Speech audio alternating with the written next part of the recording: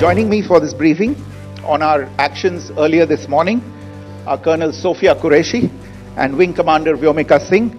I will request them to share some details.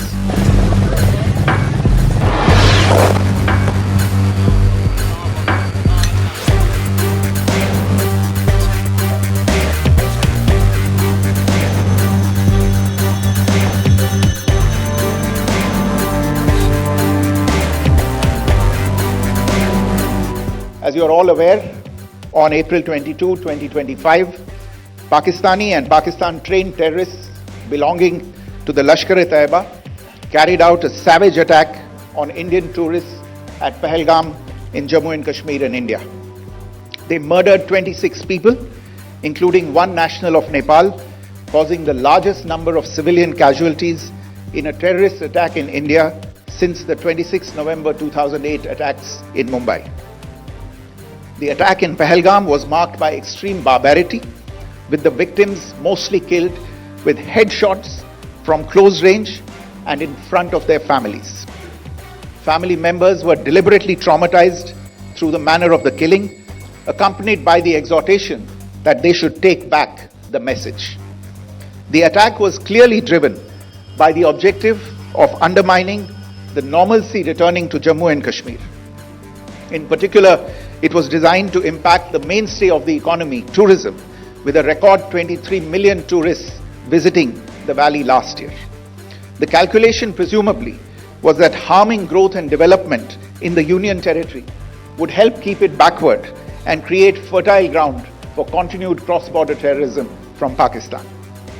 The manner of the attack was also driven by an objective of provoking communal discord, both in Jammu and Kashmir and the rest of the nation. It is to the credit of the government and the people of India that these designs were foiled. A group calling itself the Resistance Front has claimed responsibility for the attack. This group is a front for the UN-proscribed Pakistani terrorist group Lashkar-e-Taiba.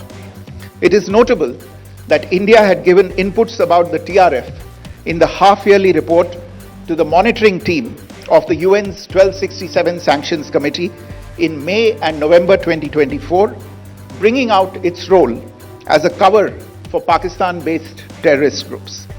Earlier too, in December 2023, India had informed the monitoring team about Lashkar and Jaish-e-Mohammed operating through small terror groups such as the TRF. Pakistan's pressure to remove references to TRF in the April 25 UN Security Council press statement is notable in this regard. Investigations into the Pahalgam terror attack have brought out the communication notes of terrorists in and to Pakistan. The claims made by the Resistance Front and their reposting by known social media handles of the Lashkar-e-Taiba speak for themselves. Identification of the attackers based on eyewitness accounts as well as other information available to law enforcement agencies has also progressed. Our intelligence has developed an accurate picture of the planners and backers of this team. The features of this attack also tie in with Pakistan's long track record of perpetrating cross-border terror in India, which is well documented and beyond question. Pakistan also has a well-deserved reputation as a haven for terrorists from around the world, with internationally proscribed terrorists enjoying impunity there. In addition, Pakistan has been known to willfully mislead the world and international forums, such as the Financial Action Task Force, on this issue. The Sajid Mir case, in which this terrorist was declared dead and then, in response to international pressure, brought back to life, found alive and arrested, is the most glaring example. The latest attack in Pahalgam has understandably generated deep anger in Jammu and Kashmir and in other parts of India. Following the attacks, the Government of India naturally responded with a set of initial measures relating to our engagement with Pakistan. You're all aware of the decisions that were announced on the 23rd of April.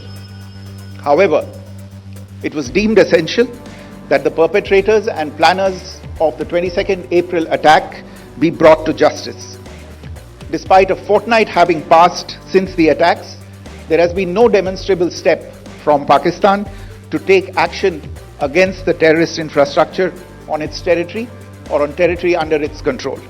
Instead, all it has indulged in are denials and allegations.